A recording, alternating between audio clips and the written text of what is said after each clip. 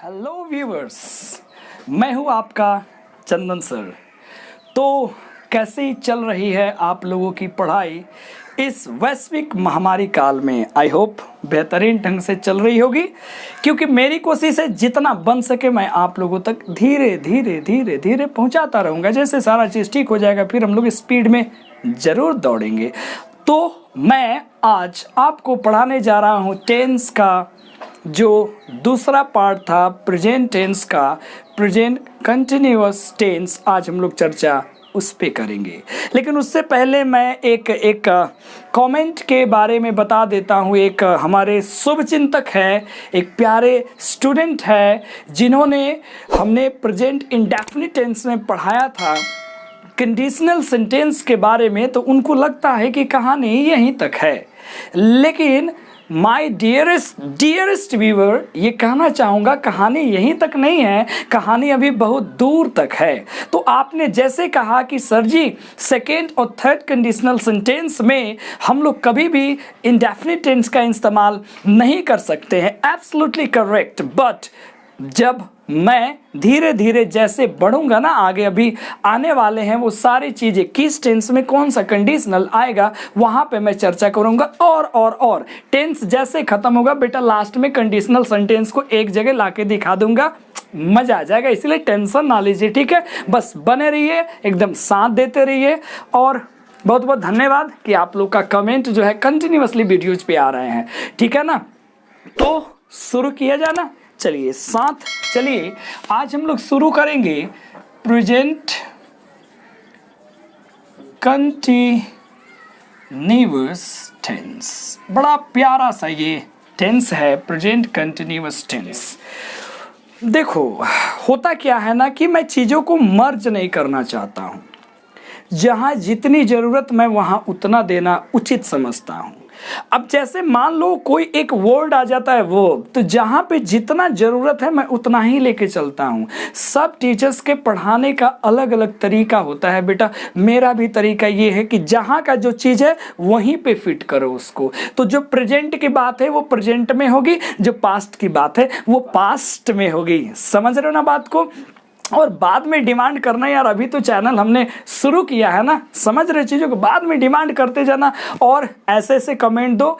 कहीं भी कोई दिक्कत हो, चूँकि आपसे बहुत ज़्यादा कुछ सीखने को हमको मिलेगा, फिर हम लोग साथ में मिल करके सीखेंगे तो मज़ा आ जाएगा। क्योंकि साथ में मिल करके सीखने का, पढ़ने का, पढ़ाने का आनंद ही कुछ अलग ही होता है, ठीक है बच्चों? तो घबराना नहीं है, प्रेजेंट कंटिन्यूअस टेंस पे पहुंच जाते हैं। इस टेंस का आपने एक और नाम सुना होगा, हम कंटिन्यूअस के जगह बेटा प्रोग्रेसिव भी बोल सकते हैं। Progressive tense, what? Present progressive tense भी बोल सकते हैं।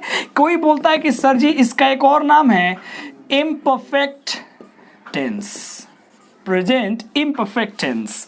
तो ये तीन नाम है। हालांकि अगर गौर से देखो तो ये तो ठीक है, कंटिन्यूअस का सिनोनिम होता है प्रोग्रेसिव, तो कहानी ठीक है। बट इम्परफेक्ट कोई बोलता है तो बच्चे सोचने लग जाते हैं, सर इम्परफेक्ट नाम क्यों, नाम क्यों, नाम क्यों, नाम क्यों, नाम क्यों?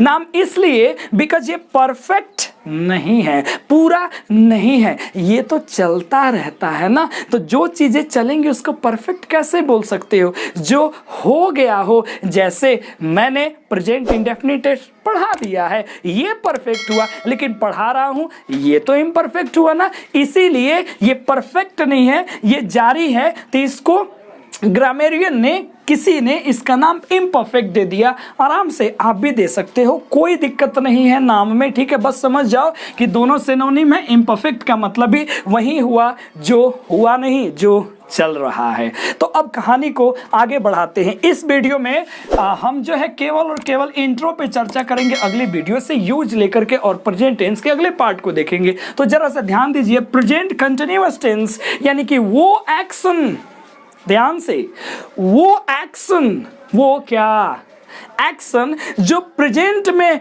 अभी अभी अभी चल रहा है, प्रोग्रेस में है, आगे बढ़ रहा है, तो उस एक्शन को ही हम प्रेजेंट कंटिन्यूअस टेंस कहेंगे। प्रेजेंट कंटिन्यूअस टेंस कहेंगे। समझ रहे हो कहानी को? यानी कि present continuous tense used to indicate an action which is continuing in the present, which is progressive in the present, which is imperfect in the present. समझ में कहानी आ रही है? वो एक्शन जो कंटिन्यूअस है, अभी चल रहा है, जैसे मैं अभी तुम्हें पढ़ा रहा हूं। This is present continuous tense. समझ रहे हो कहानी को? वो गीत गा रही है, मतलब आप सुन रहे हैं या आप जान रहे हैं कि अभी इस वक्त वो गीत गा रही है, तो हम वहां पे बोलेंगे she is singing a song. मैं किताब पढ़ रहा हूं। जैसे रूम में कोई गए और मम्मी ने पूछा बेटा व्हाट आर डूइंग, बेटा क्या कर रहे हो? लड़के ने कहा कि mom I am reading a book now at present this time at this moment. कुछ भी बोल सकते हो, यानी कि मॉम इस समय मैं एक किताब पढ़ रहा हूं। तो ये एक्शन जो समझ रहे, जो कंटिन्यूअस हो, उस एक्शन को डिनोट करने के लिए हम लोग प्रेजेंट कंटिन्यूअस टेंस का इस्तेमाल करते हैं। यानी कि सीधा अगर बोलो तो continuing action in the present, ठीक है जी, इज, ठीक है ना, is indicated by present continuous tense. आप समझ लेना कंटिन्यूइंग एक्शन कहाँ होना चाहिए? इन द प्रेजेंट, प्रेजेंट में होना चाहिए। इसी पे एक और जो है सेंटेंस वो निकल के आता है कि कभी कभी ऐसा भी होता है कि एक्शन नहीं हो रहा होता है, एक्शन नहीं हो रहा होता है, गौर से समझना, नहीं हो रहा है एक्शन, फिर भी लोग उसको हिंदी में कंटिन्यूअस में ही बोलते हैं, बट उसकी इंग्लिश कंटिन्यूअस में नहीं जाएगी। जैसे कोई बोल रहा है कि बेटा आजकल तुम क्या कर रहे हो?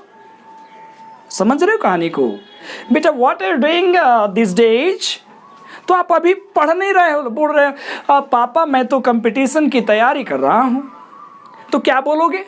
पापा I am preparing for the competitive examination. ना जी बेटा ना, वो आप उस समय कर नहीं रहे हैं, करते हैं। तो पापा I prepare for the competitive examination, उसको प्रेजेंट इंडेफिनिट में ले जाकर रखना है। बट यहाँ तो रामायण पुरानी है ना, जिस हिंदी वाक्य के क्रिया के अंत में रहा है, रहे हैं, रहा हूं, फलाना चिलाना इत्यादि, उसे प्रेजेंट कंटिन्यूअस टेंस में कहते हैं। ब क वा स ऐसे पढ़ना ही मत। जो लोग हिंदी के पीछे भागते हैं अक्सर गलती उन्हीं से होती है। इसीलिए सेंस को समझो, बड़ा आनंद आएगा। समझ रहे हो? तो ये प्रेजेंट कंटिन्यूअस टेंस की बात है। दूसरी जरा सा सभा की बात करते हैं कि how to recognize a sentence that is either a present continuous tense और some other tense. At that time you will have to what apply this formula that if in sentence there is each am and after this verb helping verb, if there is a verb plus ing format, it means it is also known as verb 4, then you must say that sentence is in present continuous tense. Okay my dear boys and girls, समझ में कहानी आ रही है? तो यानी कि अगर किसी भी सेंटेंस में ये कहानी लिखी गई है, if in any sentence if this कहानी इज रिटन, लिखी गई हो is am are plus B plus I N G, जिसको हम लोग यूजुअली जानते हैं वर्ब के फॉर्मेट से, तो ये कहाएगा प्रेजेंट कंटिन्यूअस टेंस। तो by applying this small formula you can identify that a sentence क्या है? तो ये आइडेंटिफिकेशन हो गया। आइडेंटिफिकेशन, पहचान, जान पहचान हो गई। लेकिन हमारे यहाँ खास करके अपने हिंदुस्तान में और हिंदी भाषा भाषी में पढ़ने वाले और खास करके बिहार में पढ़ने वाले बच्चे गलती वही कर जाते हैं बेटा जब काल वो पढ़ने जाते हैं। टेंस नहीं पढ़ते, वो काल पढ़ते हैं। मतलब इंग्लिश का सफ़र छोड़ के हिंदी के सफ़र की ओर चले जाते हैं। तभी तो वो पढ़ते हैं जिस हिंदी वाक्य के क्रिया के अंत में ता है, ती है, ता हूँ, तो उस सेंटेंस को हम लोग प्रेजेंट इंडेफिनिट टेंस कहते हैं। ये पढ़ते जिस हिंदी वाक्य के क्रिया के अंत में रहा है, रही है, रहा हूँ, रहे हैं इत्यादि रहे, उसे प्रेजेंट कंटिन्यूअस टेंस कहते हैं। तो बेटा You are paying the fee what of English language, but you are learning what Hindi language actually. Otherwise 50% आप इंग्लिश पढ़ रहे हो, 50% हिंदी पढ़ रहे हो, इट मीन्स आपकी इंग्लिश कमज़ोर होते जाती है, हिंदी स्ट्रांग होते जाती है। यही तो कारण है ना कि बच्चों से डेफिनेशन किसी चीज़ का बुक लो तो ऐसे कर देते हैं, यूज पूछ लो तो फिर बोल नहीं पाते हैं, 2 लाइन बोल दो कि would you can you talk to me in English language, तो मुंह फटाक दे खोल देते हैं, what what what what what what what, ऐसे शुरू हो जाते हैं। रीज़न यही है कि आपको इंग्लिश का सफ़र, इंग्लिश में जाओ, ऐसे पढ़ के तो ग्रामर भी स्ट्रांग होगा और आपकी लैंग्वेज भी अच्छी होगी, ठीक है ना। तो ये कहानी समझ में आ गई कि प्रेजेंट कंटिन्यूअस टेंस वो टेंस होता है जो प्रेजेंट में जारी हो जारी हो जारी हो जारी हो, और is am are plus verb four या ING से हम इसको पहचान सकते हैं। चलो जी, चलिए संदीप बाबू कितना देर हुआ? 10 मिनट। चलिए बहुत बहुत अच्छे। हमारे जो है कैमरामैन है, ठीक है, जो बड़ा मेहनत करते हैं, बच्चे जिनकी मदद से हम लोग ये सब कुछ कर पाते हैं, आप तक वीडियोज पहुंचा पाते हैं, ठीक है, वो बहुत सारे बच्चे हैं, ठीक है। उसमें हमारे दीपेंद्र भाई भी हैं, हमारे अरुण भाई भी हैं, सभी बच्चों को ढेर सारा प्यार किया आप लोग इस माहौल में। और मैंने बोला था ना 1000 सब्सक्राइबर हो जाए, तो अभी तो 950 ही पहुंच रहे हैं, पहुंच जाएंगे तो मैं दिखाऊंगा कि मैं कहाँ, किस रूम में, किस परिस्थिति में, किस सिचुएशन में आप सभी को इंग्लिश सिखा पाता हूँ। देखने के बाद हो सकता है आपकी आंखें नम हो जाए या आप हंसना शुरू कर दे कि सर ऐसा भी होता है इस दुनिया में, ज़रूर होता है। अब देखो प्रेजेंट कंटिन्यूअस टेंस का तो समझ गए, अब थोड़ी सी जानकारी को आगे बढ़ाते हैं जो जानना जरूरी है। तो जो बच्चे स्पोकन इंग्लिश सीखना चाहते हैं, जो बच्चे लिखने की इंग्लिश अच्छी चाहते हैं, उनको कुछ स्ट्रक्चर्स याद करने पड़ेंगे, याद नहीं समझने पड़ेंगे कुछ स्ट्रक्चर्स। जैसे अगर आपको अफर्मेटिव बनाना है, सबसे पहले सब्जेक्ट रखो, फिर क्या रखो, इज एम आर, वर्ब 4 लिख दो। हालांकि वर्ब 4 और वर्ब 5 जो लोग हम लोग जनरली कह देते हैं उससे मुझे नफरत है, क्यों है बताएंगे समय आने पे। दूसरा सेंटेंस नेगेटिव बनाना, तो सब्जेक्ट रख लो बेटा, इज रख लो, एम रख लो, आर के बाद लगा दो, बोलो क्या, नॉट, वर्ब 4 के बाद अदर वर्ड्स रख लो। फिर अगर इंटेरोगेटिव जाना हो तो इज एम आर, आगे रखो सब्जेक्ट, फिर वर्ब 4, फिर अदर वर्ड, फिर क्वेश्चन मार्क। आगे फिर इसको नेगेटिव बना लो तो is am are, subject, not, verb 4, OW, question mark.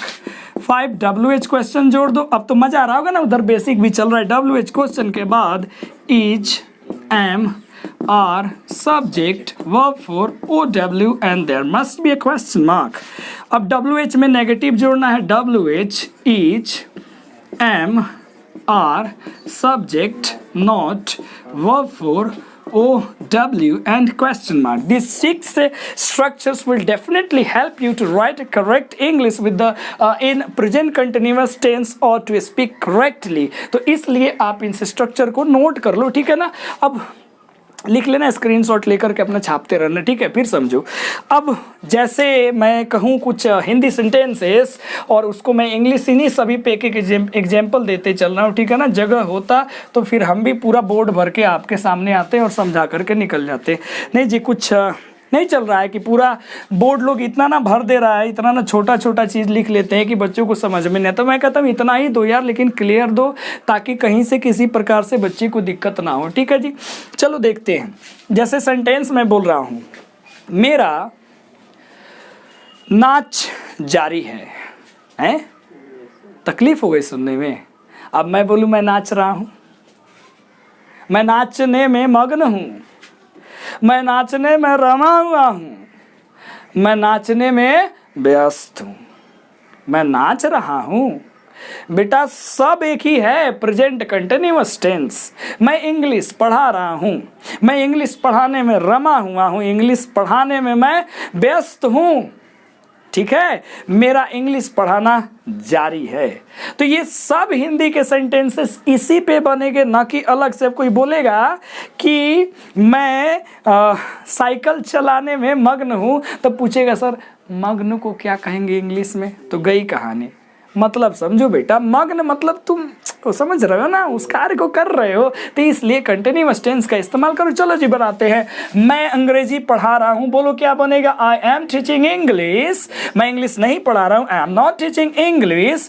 क्या मैं इंग्लिश पढ़ा रहा हूँ? Am I teaching English. क्या मैं इंग्लिश नहीं पढ़ा हूँ? Am I not teaching English. मैं इंग्लिश क्यों पढ़ा रहा हूँ? Why am I teaching English. मैं इंग्लिश क्यों नहीं पढ़ा रहा हूँ? Why am I not teaching English.